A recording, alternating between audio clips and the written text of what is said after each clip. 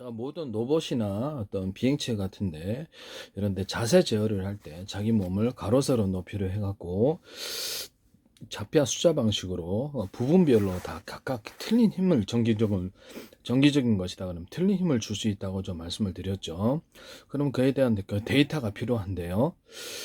아, 이런 동작을 할 때는 뭐 이런 정도의 에너지가 어떤 부분에 몇 퍼센트 정도의 전력량을 갖다가 숫자로 표시해서 그 정도 들어간다라는 데이터, 계속 반복적인 학습을 통해서 이 데이터를 최적화 시켜 놓을 수 있다면 매우 효율적인 정밀한 계산 속에서 자세를 제어할 수 있을 텐데요.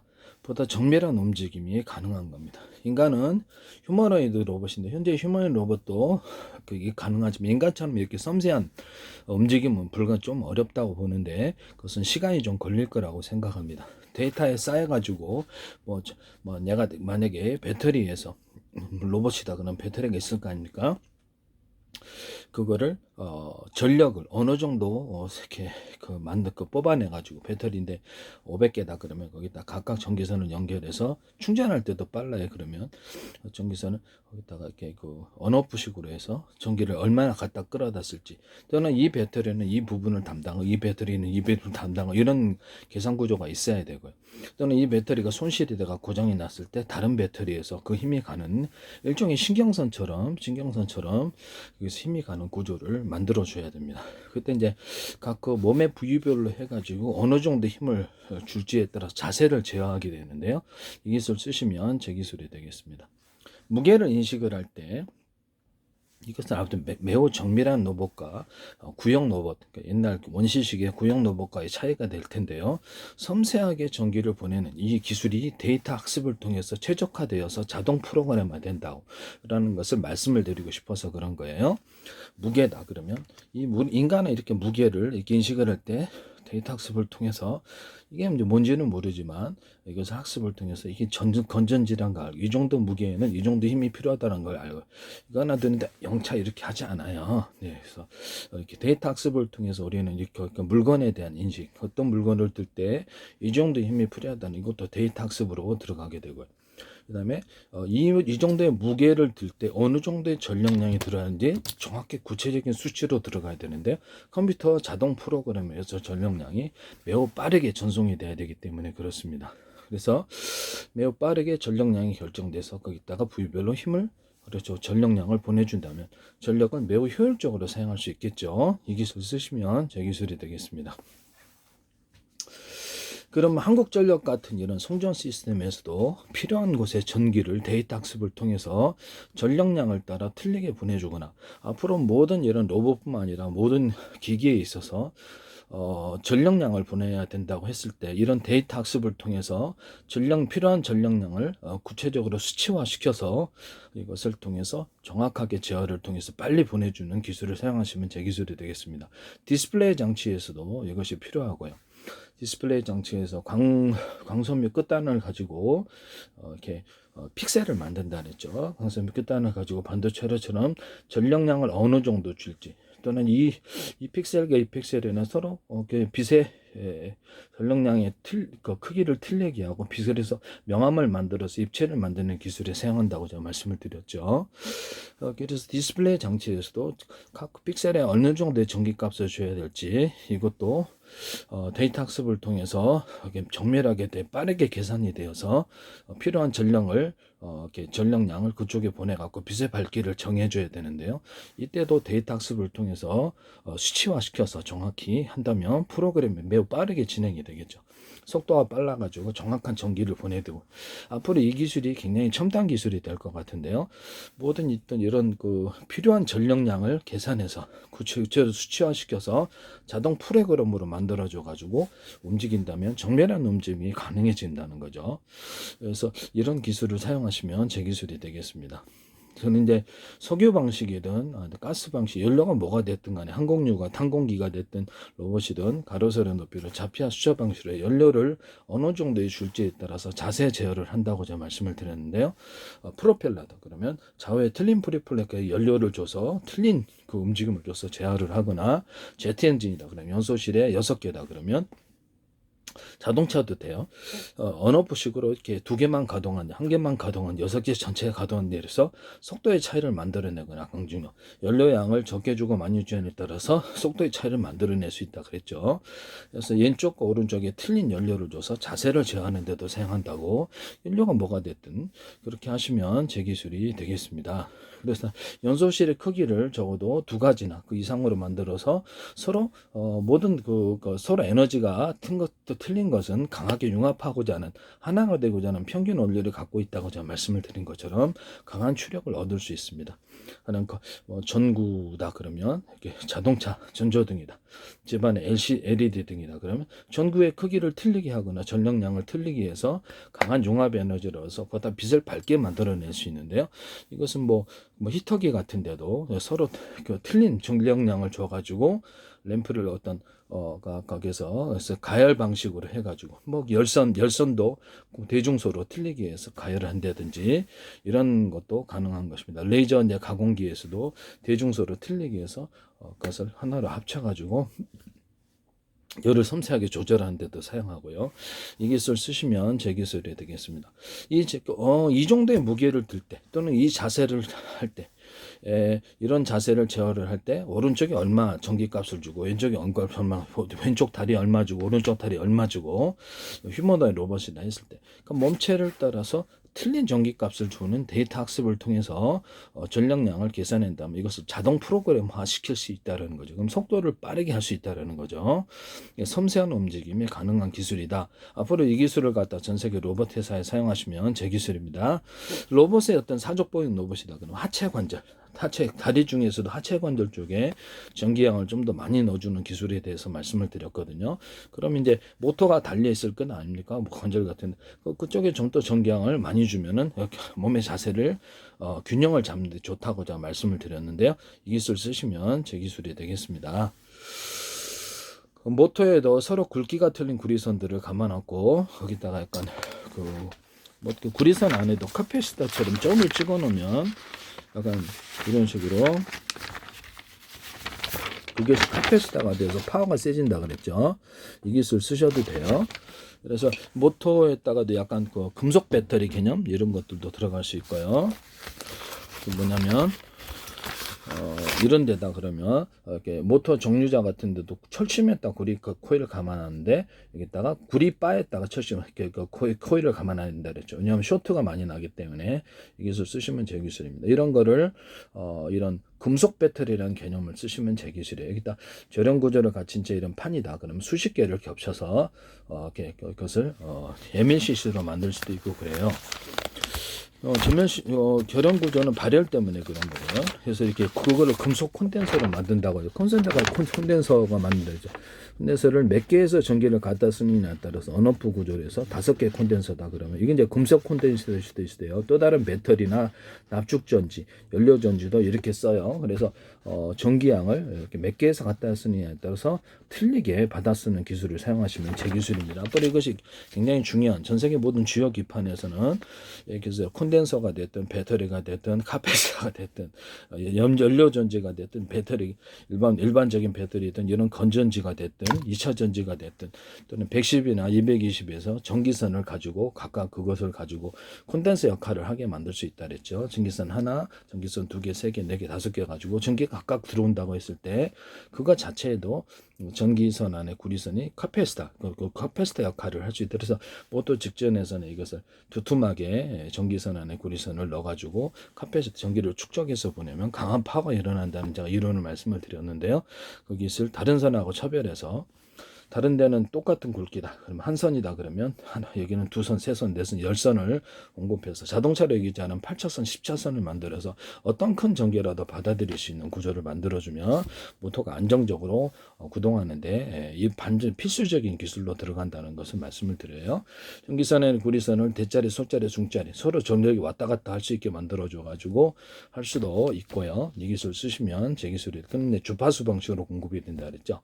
테슬라는 앞뒤로 직리로 전기를, 에디슨은 직리로, 저는 이렇게 주파수 방식으로 위아래로 왔다 갔다 해서 주파수 방식으로 공급한다고. 이것은 송전 손실 없이 멀리 보내거나 파워 있는 전기를 보내는 데 사용합니다. 모터에도 서로 굵기가 틀린 구리선들을 감아놓고 두께가 틀린 연구 자석을 여러 겹 또는 수십 겹으로 이렇게 해놔요. 그런데 뭐 그러면 파워가 세지거든요. 이 기술을 사용하시면 뭐 이런 것을 다 그러면 예를 들면 연구 자석을 한 겹 큰 덩어리 가는 것보다 이거 수십 겹으로 쌓아놓은 파워가 더 세다는 제 기술을 따르시면 제 기술이 되겠습니다. 이 연구 자석을 가로 입자기서부터 대중소로 만들어 쓰시면, 겉으로는 하나의 제품이지만 안에는 수십 겹 수백 겹이면 더 파워가 셉니다. 스피커에도 연구 자석 들어간 데 많죠. 스피커에도 이것을 넣어줍니다. 그래서 그렇게 되면 발전기에도 들어가고 구리 그다음에 연구 자석 들어간 데는 이 기술을 다 씁니다. 자동차 연료 전지도 여러 겹으로 들어간, 또는 수십 겹의 형태로 들어가거나 수백 개 형태로 들어갑니다. 납축 전지들을 양극재, 음극재 이 기술 쓰시면 제 기술이 되겠습니다. 가로 입자교서부터 음극재, 양극재도 대중소로 들어간다. 이 기술 쓰시면 제 기술이에요.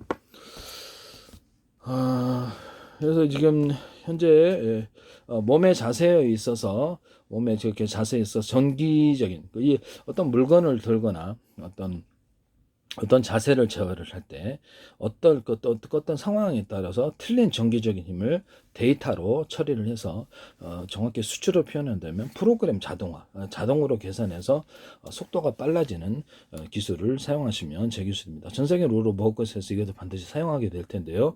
그렇게 하시면 제 기술입니다. 제가 이전에 로봇이 무게를 들 때 전기선 안에 구리선을 대짜리, 중짜리, 소짜리 아주 얇은 선 이렇게 해갖고 전력량을 틀리게 해서 공급하는 기술을 말씀을 드렸고요. 또는 전기선 안에 동일한 전기다 그러면 전기선 안에 구리선 하나짜리, 두 개짜리, 세 개짜리, 피복은 이제 두 개에서 네 개짜리 해가지고 각각 틀린 전기선을 연결을 하거나 그래서 틀린 전기를 공급할 수 있다. 또는 이제 전기선 안에 구리선이 카페시타라고 합시다. 그럼 한 개짜리, 두 개짜리, 세 개, 다섯 개가 있다. 그러면 전력이 각각 동일하게 들어온다고 가정을 했을 때 100씩 들어온다고 했을 때 한 선은 연결하냐, 두 선 연결, 세 선은 연결, 네 선 연결, 다섯 선 연결에 따라서 전력이 틀리게 공급하는 기술을 사용해서 전력량을 틀리게 공급할 수 있다 그랬는데요. 이런 배터리를